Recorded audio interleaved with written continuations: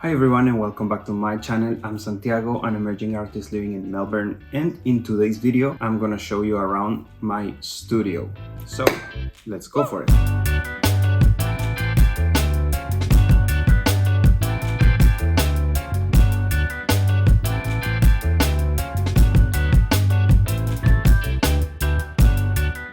A bit of context as usual. Well, there is gonna be a lot of noise because now we are living next to the street and I can't control those noises, so keep it in mind. I used to live in a student accommodation. That's the studio you know, that's the studio you have seen me working with, but I just moved in a new house, so that studio is gone forever. Well, even though it was very small, I could manage things that I need to do with it, like managing a small storage, placing some books and references, also hanging some little ideas and concepts on the wall, and could paint and everything because there was a desk. But since I moved out, I have had this chance to start making a studio from the scratch, so that's what I wanted to do with this one.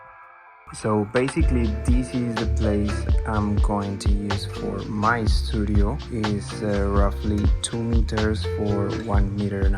Probably I'm gonna put all the studio here and probably some of the other chairs in this part, so the natural light is coming from that way. And I have this other light from the back side. Probably I have to remove the plants and whatever, so yeah. I've never get to make a studio from the scratch, so this is kind of the first time I can do it. I've watched many YouTube videos about people showing their studio and stuff, and the most of those studios look like incredibly clean, which is very weird for me, because at the end of the day, studio is not a place you show off, it's a place you work. If your practice involves like paint, gesso or different materials, there's gonna be dirt, there's gonna be a lot of spills, a lot of particles and dust and all those things. You know me, I've always tried to make like honest content and show what is really happening instead of showing you like the nicest things and the nicest picture. If it is not real, I'm not gonna do it. So I was trying to build a studio just by having a place for working on. For example, this painting, Baby Yojon, I just did it a couple of weeks ago. I just wanted to get to paint as soon as possible after the moving out, because I don't want to lose the routine of painting. If you stop, then it's gonna be so hard for you to keep it up. I just managed to get like a desk where I could place all my tools and paint and just use an easel and start painting. But soon I realized that the place wasn't proper for me, it was too small, it was so hard to manage. Right now my studio is in the corner of the living room. The light that is coming from there is the only natural light we have, is next to the garden. My idea was taking advantage of the light the most I could, take advantage of the walls. I didn't want to take much space of the living room because it's our house, it's a place for living.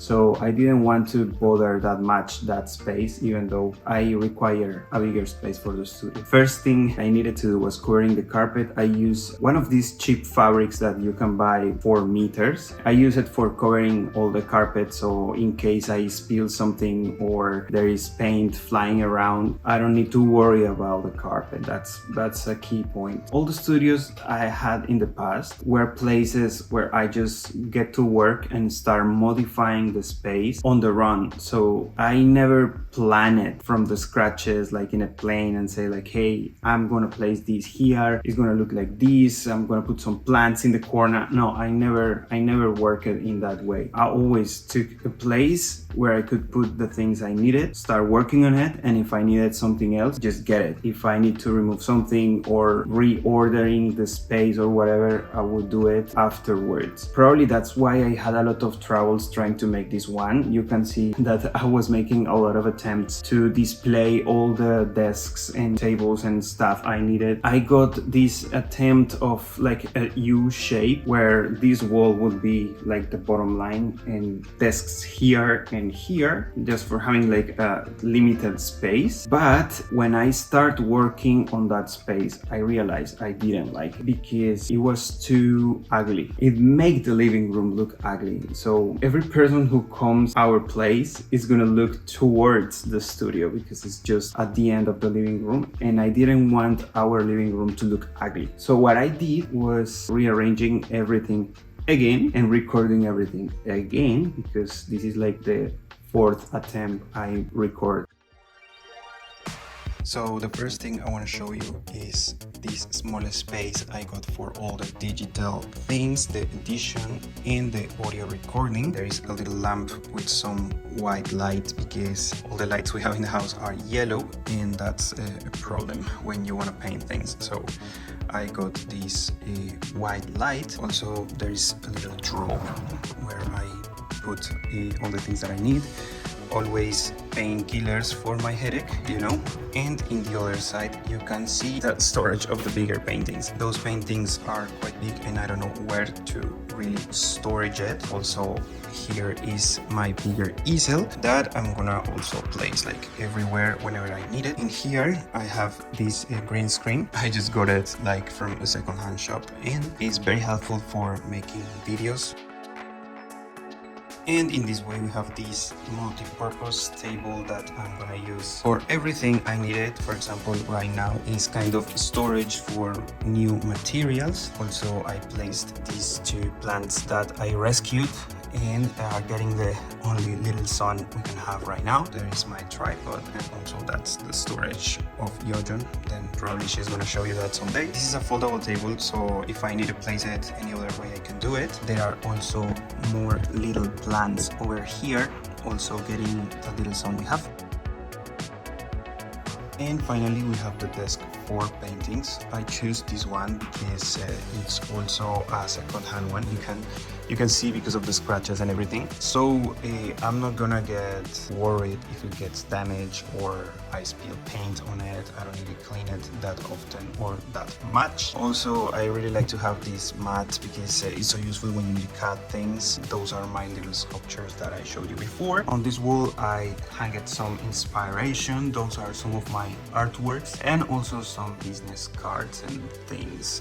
Over here you can see some coffee beans from Colombia, of course. Also another sculpture, I hope you can see it well. And in this corner I have some storage for materials. In this part there's also little storage for tools, storage for paintings, of course, because it's always a trouble.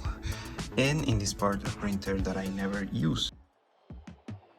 So one of the things that I wanted to get was a shelf that I could move around the studio. So if I wanted to work in several projects in one space or another, I would like to take all my tools with me and just move it around or get access to everything I needed, like quickly and easy. I got this little shelf with wheels. I think it's a very nice purchase because it's accessible from all sides, and also you can just arrange everything in the way you need it. I also got this small, I don't know how to call it, like a net where I hang it all the paint, also in an accessible way. Right now it looks in order because I sorted by color, but in the future I'm sure it's not gonna look as tidy as it looks right now.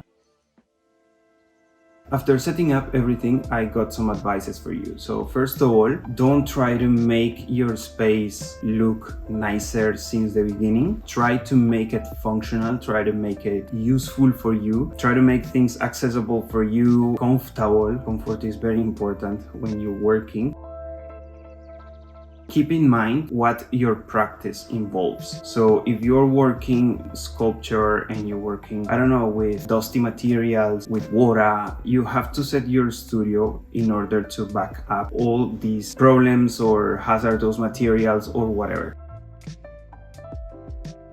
Have in mind that the studio is basically another of your tools. The way you set up your studio is going to make it a very good and usable tool or a problem for your practice. As you are creating things and those things are like alive, your studio is also going to be alive. Whatever you're working on, your studio have to suit it, have to adapt it, and you need to make it as adaptive and as flexible as possible. Anytime you need something and you can change the shape of the studio, place the tools wherever you need it, change the lights or whatever, your workflow will be improved like 200%. So I hope all of these advices are helpful for you. I don't know how long is going to be this video, but thank you for staying till the end. So I would like to know, how's your studio? Do you have a studio? Do you have just a small place for working on your paintings? Are you planning to build up a studio? Do you have any troubles with it? Let me know in the comments. Probably I can help you with some brainstorming. And if you have people that is interested in this content, please share it, like it, comment, all those things. Subscribe, always subscribe. See you next time.